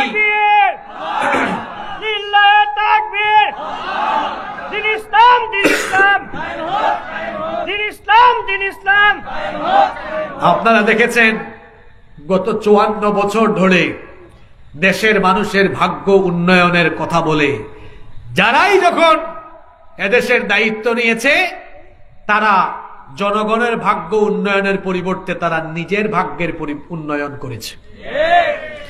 দেশের অর্থনীতি গিলে ফেলেছে। গত 15 বছরে দেশের অর্থনীতি কিভাবে ধ্বংস হয়েছে আপনারা জানেন। নিত্য প্রয়োজনীয় দ্রব্যের দাম এখন কম না বেশি? আমার দেশের মানুষ ঠিকমতো বাজার করে খেতে পারে না। নিত্য প্রয়োজনীয় দ্রব্যের এখন কত দাম। দেশের অর্থনীতিকে হাতে গোনা কয়েকটা লোক ধ্বংস করে দিয়েছে। ব্যাংকগুলোকে লুটে পুটে খেতেছে, একেবারে খেয়েছে। এক ব্যক্তি তো দেশের অর্থনীতি এত বেশি খেয়েছে, এই চোর দেশ থেকে যখন পালিয়ে যাচ্ছিল তখন একেবারে সাফা চাট দাড়ি টাড়ি কামাইয়া বিদায় নিচ্ছিল। দুইটা একসাথে বিদায় নিচ্ছিল। একটারে যখন ধরছে আরেকটা কয় শুধু আমারে নিয়ে যাবেন, উনারে নিবেন না। কই উনি আবার কে? কয় চিনেন না, উনি দরবেশ বাবা। কি জাতের নাফরমান চিন্তা করেছেন, একেবারে দাড়ি সহ কেটে ফেলেছে। আবার তারা আলেম উলামাদেরকে বলে ধর্ম ব্যবসায়ী। কি বলেন? বলে না? সত্যিকারের ধর্ম ব্যবসায়ী তো হলো তারা যারা ইলেকশনের আগে মাথায় টুপি দেয়, মাথায় পট্টি বাঁধে, মুসল্লিদের সাথে মত বিনিময় করে, আবার ইলেকশনের পরে মুসল্লিদেরকে পিটায়, আবার আলেম উলামাদের সাথে বেয়াদবি করে, আলেমদেরকে জেলখানায় ভরে, রাষ্ট্রধর্ম ইসলাম বাতিলের ষড়যন্ত্র করে, ইসলামী রাজনীতি নিষিদ্ধ করে। তারাই সত্যিকারের ধর্ম ব্যবসায়ী। কি নাফরমান চিন্তা করেছেন। দাড়ি টাড়ি কেটে তারপরে বিদায় দিচ্ছিল। দেখছেন তো আপনারা? এরা গত 15 বছরে আলেম ওলামাদেরকে অনেক অসম্মান করেছে। আলেম ওলামাদেরকে অসম্মান করে দড়ি দিয়ে বেঁধে যখন তারা আদালত চত্বরে তুলতো, আদালতে থাকা মানুষগুলো আলেম ওলামাদেরকে দেখে চোখের পানি ছাড়তো আর সালাম দিত, সম্মান করত। আমি কি কথা ভুল বলেছি? আর এরা যখন আদালতে উঠে, মানুষ তখন ডিম আর জুতা দিয়ে মেহমানদারি করে। ওই যে এক বিচারপতি ছিল, ওই মানিক সোনাকে আমাদের সিলেটের মানুষ এত সুন্দর মেহমানদারি করেছে, ফাটিয়ে ফেলেছে একদম। মানিক সোনাকে চিনেন না আপনারা? মেহমানদারি হয়েছে কোথায়? জুড়ে বলে। আমাদের সিলেটের মানুষ কিন্তু খুব অতিথি পরায়ণ, চমৎকার মেহমানদারির ব্যবস্থা করেছে। কিন্তু তারা গত 15 বছর নিরপরাধী মানুষকে অপরাধী বানিয়ে যখন আদালতে তুলেছে, আপনারা বলেন তাদেরকে মানুষ আদালতে পেলেই কি সালাম দেয়নি, সম্মান করেনি? তারা সেই সম্মানিত মানুষগুলোকে দড়ি দিয়ে বেঁধে আদালতে টেনে আনত। এখন তাদেরকেও চোরের মতো, ডাকাতের মতো দড়ি দিয়া বান্ধা তারপরে আদালতে তোলা হয়। এই শাস্তিকার, জোরে বলেন এই শাস্তিকার। কি করে নাই তারা বলেন? আপনাদের এই এলাকা থেকেই তো স্বৈরাচার বিরোধী আন্দোলন চাঙ্গা হয়েছে। এই উত্তরবঙ্গের সন্তান রংপুরের আবু সাইদ বুকের তাজা রক্ত ঢেলে দিয়ে বাংলাদেশের মানুষকে স্বাধীনতার আন্দোলনের জন্য উদ্বুদ্ধ করেছে। আবু সাইদ প্রেরণা জুগিয়েছে। এই উত্তরবঙ্গের আবু সাইদ প্রমাণ করেছে আবু সাইদের মতো আরো অনেক সাহসী বীর সন্তান এই উত্তরবঙ্গে আছে, এই বগুড়ায়ও আছে, আছে না? সম্মানিত ভাইয়েরা, বলছিলাম আমরা বাংলাদেশে অনেক কিছু দেখেছি। আমরা বাংলাদেশে দেখি নাই শুধু আল কোরআনের শাসন। আপনারা দেখছেন? এখন এটা দেখার দরকার আছে না নাই? সব শাসন তো আমরা দেখে ফেলেছি, সবাইকে টেস্ট করে ফেলেছি না? সবাইকে টেস্ট করে ফেলেছি। এখন একবার কোরআনওয়ালাদেরকেও টেস্ট করা দরকার। কি বলেন? কোরআনওয়ালাদেরকে টেস্ট করার দরকার আছে না নাই? কোরআনওয়ালাদেরকে একবার টেস্ট করা দরকার, যে দেখি তারা কেমন চালায়। আপনাদের কি মনে হয়, চালাতে পারবে? চুরি করবে? ডাকাতি করবে? দুর্নীতি করবে? এক পয়সা দুর্নীতি হবে না ইনশাআল্লাহ। আমার দেশে সব আছে, সব আছে, শুধু একটা জিনিস নাই, সেটা হলো ভালো মানুষ নাই, আল্লাহওয়ালা মানুষ নাই, ড্রাইভার। এখন আপনারা আমাকে বলেন, গাড়ি আছে, বাহন আছে, প্যাসেঞ্জার আছে, দক্ষ ড্রাইভার নাই, গাড়ি চলবে? প্যাসেঞ্জার এক জায়গা থেকে আরেক জায়গায় যেতে পারবে? তাহলে গাড়ি আর গাড়ির প্যাসেঞ্জার গন্তব্যে পৌঁছাতে হলে ওই গাড়ির জন্য একজন কি লাগবে? দক্ষ ড্রাইভার লাগবে। ঠিক তেমনি ভাবে এই বাংলাদেশকে সমৃদ্ধির জায়গায় নিয়ে যেতে হলে যারা নিয়ে যাবে তাদের মধ্যে স্বচ্ছতা, সততা, নীতি, নৈতিকতা থাকতে হবে। আর এই স্বচ্ছতা, নীতি, নৈতিকতা, ইনসাফ, এটা কুরআন সুন্নাহর জ্ঞান বিবর্জিত ব্যক্তির কাছে থাকা কশ্চিন কালেও সম্ভব নয়।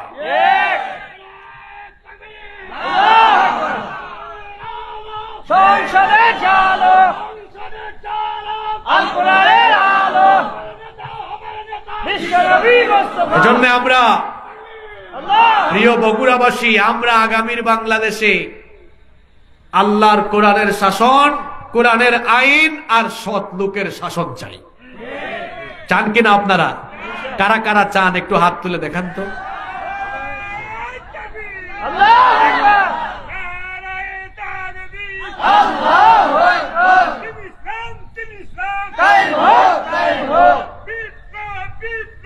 ইসলামী বিপ্লব, দুনিয়ার ভবিষ্যৎ, ইসলামী বিপ্লব, ইসলামের বিপ্লব, সারা দুনিয়ার ভবিষ্যৎ।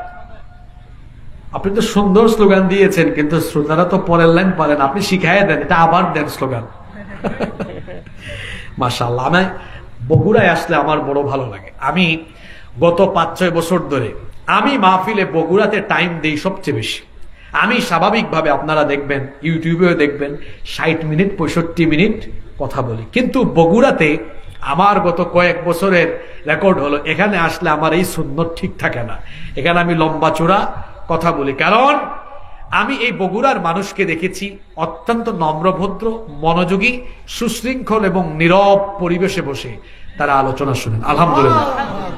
যদিও আজকে প্রথম দিকে একটু বিশৃঙ্খলা হয়ে গিয়েছে আমাদের এই ভাইয়ের কারণে, আমরা তার জন্য দোয়া করছি আল্লাহ যেন তাকে হেদায়াত দান করে, নইলে প্রথম থেকে আরো সুন্দর পরিবেশ থাকতো। আলহামদুলিল্লাহ। সম্মানিত ভাইয়েরা, কথায় আছে শেষ ভালো যার, সব ভালো তার। এই শেষের দিকে এখন কিছু কথা বলবো। আমরা এখন বাংলাদেশের ছাত্র জনতা সবাই চাচ্ছে, সবার স্লোগান বৈষম্যহীন বাংলাদেশ চাচ্ছে না? বৈষম্যহীন বাংলাদেশ। বেনামাজি পারবে না নামাজি পারবে? এখন বলবেন হুজুর কেমনে পারবে? কারণ আপনি দেখেন নামাজের ভেতরে কোনো বৈষম্য আছে? আপনারা বলেন তো, নামাজের মধ্যে আমরা যখন দাঁড়াই তখন কি ধনীরা সামনের কাতার আর গরিবরা পিছনের কাতার? কোন রিক্সাওয়ালা সামনের কাতারে দাঁড়াতে পারবে না, এরকম কোন বৈষম্য ইসলামে আছে? বরং নামাজের চিত্র হলো এমন, ধনী গরিব, সাদা কালো, উঁচু নিচু, আপার ক্লাস লোয়ার ক্লাস, ক্ষমতাওয়ালা ক্ষমতা ছাড়া, অর্থাৎ সমাজের সকল শ্রেণীর ব্যক্তিবর্গ নামাজে এমন ভাবে দাঁড়ায়, কাছাকাছি, পাশাপাশি, বৈষম্য নাই, বিরোধ নাই। এত চমৎকার বৈষম্যহীন পরিবেশ নামাজে পাওয়া যায়। সুবহানাল্লাহ। বলেন বৈষম্য নামাজে আছে? এজন্য কবি বলছেন, এক হি সাফ মে খড়ে হোগে মাহমুদ ও আয়াজ, এক হি সাফ মে খড়ে হো, না কোই বান্দা রহা না কোই বান্দা নওয়াজ। সম্রাট আর চাকর যখন নামাজে একই কাতারে দাঁড়িয়ে যায় তখন সম্রাট আর চাকরের মধ্যে কোনো বিভেদ থাকে না। সম্রাট আর চাকর দুজনেই তখন আল্লাহর গোলামে পরিণত হয়ে যায়। বৈষম্যহীন চিত্র দেখা যায় নামাজে। যে নামাজ বৈষম্যহীনতার শিক্ষা দেয়, এই নামাজি ব্যক্তিরা এবং নামাজের শিক্ষা সমাজে বাস্তবায়নকারী ব্যক্তিরা যখন সমাজ এবং রাষ্ট্রকে নেতৃত্ব দিবে তখন এই বাংলাদেশ বৈষম্যহীন বাংলাদেশে পরিণত হবে। বেনামাজি দিয়ে, সুদখোর, ঘুষখোর, মদখোর, এদেরকে দিয়ে বৈষম্যহীন বাংলাদেশ গড়া কশিনকালে অসম্ভব। আরো দুইটা পয়েন্ট বলবো। নাম্বার 2 নাম্বার, নামাজ আমাদেরকে সঠিক নেতা নির্বাচনের শিক্ষা দেয়। আপনারা আমাকে বলেন, আলাদিপুর শিবগঞ্জে তিলাওয়াত সহিনা, কোরআন সুন্নাহর যথাযথ জ্ঞান নেই, ওনার সহধর্মিনী, ওনার পরিবারের লোকজন পর্দা করে না, উনি সঠিকভাবে দিন পালন করেন না, এরকম কোন অযোগ্য ব্যক্তিকে কি আমরা মসজিদের ইমাম হিসাবে নিয়োগ করব? না। মসজিদের ইমাম নিয়োগের বেলায় আমরা যেভাবে সচেতনতা অবলম্বন করি, আমরা যদি আমাদের সমাজের তৃণমূল থেকে নিয়ে শুরু করে সর্বোচ্চ লেভেল পর্যন্ত প্রত্যেকটি সেক্টরে এভাবে আমরা দেখে দেখে সৎ, যোগ্য, চরিত্রবান, আল্লাহওয়ালা মানুষগুলোকে দায়িত্ব দিতাম, তাহলে এই বাংলাদেশ এতদিনে বদলে যেত। সুতরাং এই নামাজ আদায় করে, কায়েম করে শুধু জাহান্নামের আগুন থেকে নিজেকে বাঁচালে চলবে না, বরং নামাজের শিক্ষা সমাজে প্রতিফলিত করতে হবে। যেভাবে নামাজ আপনাকে সঠিক নেতা নির্বাচনের কানুন শেখালো, ঠিক তেমনি ভাবে আমরা আগামীতে যে সুযোগ আসতেছে, বাংলাদেশে আগামীতে একটি সংসদ নির্বাচন অনুষ্ঠিত হবে ইনশাআল্লাহ। সেই সংসদ নির্বাচনে আমরা কোরআনওয়ালা, আল্লাহওয়ালা, সৎ, আমানতদার লোকদেরকে আমরা ওই পার্লামেন্টে পাঠাবো ইনশাআল্লাহ। পার্লামেন্টে যদি কোরআনওয়ালা মানুষ থাকে, তাহলে এই বাংলাদেশে কোরআনের আলো জ্বলে উঠবে ইনশাআল্লাহ। আমরা ওয়াজ করে যা বন্ধ করতে পারবো না, ক্ষমতা দিয়ে তা বন্ধ করে দেওয়া কিভাবে সম্ভব? মনে করেন আজ বাংলাদেশের গ্রামে গ্রামে ওয়াজ মাহফিল, সব বক্তারা প্রত্যেক গ্রামে মাহফিলে একই রকমের বিষয় নিয়ে গেলেন, সবাই গিয়ে বললেন আজ থেকে বাংলাদেশে যৌতুক বন্ধ, বাংলাদেশে আজ থেকে চাঁদাবাজি বন্ধ। ওয়াজ করে কোরআন হাদিসের উদ্ধৃতি দিয়ে যদি সারা দেশের ৬৮,০০০ গ্রামে একসাথে এই বয়ান চলে, আপনাদের কি মনে হয় আগামীকাল থেকে চাঁদাবাজি, চুরি ডাকাতি বন্ধ হয়ে যাবে? জোরে বলেন, বন্ধ হয়ে যাবে? ওই জায়গা পার্লামেন্ট, সেখানে যদি কোরআনওয়ালা লোকেরা দাঁড়িয়ে তারপরে সংসদে আইন পাস করতে পারে, এই দেশে চুরি ডাকাতি করলে পরে এই শাস্তি, আজ থেকে চুরি ডাকাতি চলবে না, অন্যায় চলবে না, রাহাজানি চলবে না, অবিচার চলবে না, জুলুম চলবে না, যৌতুক চলবে না, সারা রাত ৬৮,০০০ গ্রামে মাহফিল করে যা বন্ধ করা যাবে না, পার্লামেন্টের এক অধিবেশনে আইন করে বাংলাদেশে তা বন্ধ করে দেওয়া সম্ভব হবে। এজন্য কোরআনকে শুধু ওয়াজ মাহফিলের মঞ্চে রাখলে হবে না, পার্লামেন্ট, সেক্রেটারিয়েট, বঙ্গভবনে যেদিন কোরআন আর কোরআনওয়ালা লোকদেরকে পাঠানো যাবে, সেই দিন বাংলাদেশকে চোর ডাকাত মুক্ত করা যাবে। আল্লাহর আইন চাই, সৎ লোকের শাসন চাই, আল্লাহর আইন চাই, সৎ লোকের শাসন চাই, আল্লাহর আইন চাই। আমরা করেছিটা কি? আমরা কোরআনওয়ালাদেরকে মসজিদে মাদ্রাসায় রেখে দিয়ে আর চোর ডাকাতদেরকে আমরা দেশের গুরুত্বপূর্ণ জায়গাগুলোতে পাঠিয়ে দিয়েছি। অবশ্য এই ক্ষেত্রে শুধু দোষ আপনাদের না, আমাদের আলেম ওলামা এবং ইসলাম পন্থীরাও জনসম্পৃক্ত অনেক কম। জনসম্পৃক্ত হতে হবে, মানুষের সাথে মিশতে হবে, কোরআনের সৌন্দর্য, ইসলামের সৌন্দর্য মানুষকে বোঝাতে হবে। এমনকি মুসলমানদের বাহিরে অমুসলিমদেরকেও ইসলামী অনুশাসনের সৌন্দর্য বোঝাতে হবে, কোরআনের শাসনের সৌন্দর্য বোঝাতে হবে। তারা এই বিষয়টা জানে না যে কোরআনের শাসন, ইসলামের শাসন কায়েম হলে পরে ও মুসলিমরাও সুখে থাকবে, আরামে থাকবে, শান্তিতে থাকবে।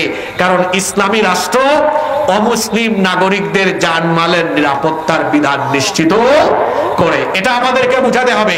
যদি এটা বুঝাতে আমরা সক্ষম হই, জুলাই আগস্টে বাংলাদেশে কোনো ইসলামী বিপ্লব হয়নি, এটা হয়েছে কোন বিপ্লব। আমরা যদি এখন ঘরে ঘরে আল্লাহর দ্বীনের দাওয়াত নিয়ে ছড়িয়ে পড়তে পারি, অচিরেই বাংলাদেশে একটি ইসলামী বিপ্লব, ইসলামিক গণজোয়ার সৃষ্টি হবে, যার ফলে এই বাংলাদেশে আল্লাহর কোরআনের রাজ কায়েম হবে ইনশাআল্লাহ। ইনশাআল্লাহ। এজন্য কি করতে হবে? এজন্য আমাদেরকে এই নিয়ামতপূর্ণ সময় কাজে লাগিয়ে ঘরে ঘরে, বাড়িতে বাড়িতে, এলাকায় এলাকায়, পাড়ায় পাড়ায় আল্লাহর দ্বীনের দাওয়াত নিয়ে পৌঁছে যেতে হবে। প্রত্যেকটি এলাকাকে, প্রত্যেকটি গ্রামকে ইসলামী আন্দোলনের দুর্গে পরিণত করতে হবে। পারবো ইনশাআল্লাহ? ইনশাআল্লাহ। আল্লাহ আমাদেরকে কবুল করে। আমিন। 3 এবং সর্বশেষ পয়েন্ট আজকে, এই নামাজ আমাদেরকে কোরআনময় শাসনের শিক্ষা দিচ্ছে। বলেন তো আপনারা, নামাজে আমরা কয়টা কিতাব থেকে তেলাওয়াত করি? একটা। জোরে বলেন কয়টা? একটা। সেই কিতাবের নাম কি? কোরআন। কেউ যদি নামাজে দাঁড়িয়ে বুখারী শরীফ থেকে পড়ে, আল্লাহু আকবার। عن أبي هريرة رضي الله عنه قال قال رسول الله صلى الله عليه وسلم। পিছন থেকে লোকমা আসবে না? এই হুজুর পাগল হয়ে গেছে নাকি? নামাজে দাঁড়িয়ে পড়তে হয় কি? কোরআন। এখান থেকে কি শিক্ষা নিলেন? নামাজে যেমন কোরআন দিয়ে নামাজ শেষ করতে হয়, ঠিক তেমনি মুসলমান তার ব্যক্তি, পরিবার, সমাজ, রাষ্ট্র এই কোরআন দিয়ে পরিচালনা করবে। এখন আমরা বাংলাদেশে সবাই সংস্কার চাচ্ছি, আপনারা সংস্কার চাচ্ছেন না? এই সংস্কার কি কোরআন ছাড়া সম্ভব? আল্লাহর নবীও আরবকে সংস্কার করেছিলেন কয়টা কিতাব দিয়ে? একটা কিতাব। জোরে বলেন তো সেই কিতাবের নাম কি? এই পৃথিবীর সবচাইতে বিখ্যাত এবং সর্বশ্রেষ্ঠ সংস্কারকের নাম কি? মুহাম্মদ রাসূলুল্লাহ সাল্লাল্লাহু আলাইহি সাল্লাম। আপনাদের সন্দেহ আছে নাকি? না, কোনো সন্দেহ নেই। তাহলে সবাই বলেন নামটা কি? মুহাম্মাদুর রাসূলুল্লাহ সাল্লাল্লাহু আলাইহি ওয়াসাল্লাম। তিনি কেমন সংস্কারক শুনেন। সলিমুদ্দিন কলিমুদ্দিন,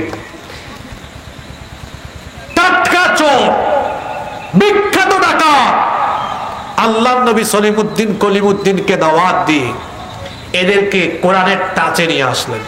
কোরআনের সংস্পর্শে নিয়ে আসার পরে সলিমুদ্দিন আর কলিমুদ্দিন ওহির দীক্ষায় দীক্ষিত হয়ে চোর ডাকাত না হয়ে বাড়িতে বাড়িতে, এলাকায় এলাকায় মানুষের সম্পদের পাহারাদারে তারা পরিণত হয়েছে। সুবহানাল্লাহ পড়তে ইচ্ছে করে না আপনাদের? তাহলে দেখি বলেন, আল্লাহর নবী রাষ্ট্র সংস্কার করেছেন আগে না সমাজের মানুষ সংস্কার করেছেন আগে? মানুষ সংস্কার করেছে। কথা বলছেন না কেন? মানুষ। তাহলে বলেন, রাষ্ট্র সংস্কার আগে না মানুষ সংস্কার আগে?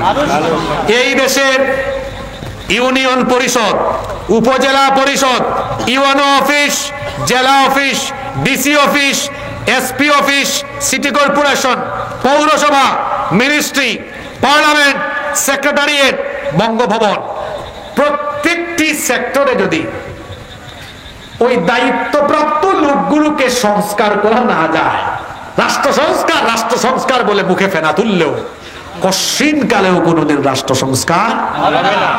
আল্লাহ নবী তাই করেছেন। মক্কায় 13 বছর মার খেয়ে কোরআনের আলোয় আলোকিত মানুষ তৈরি করেছেন।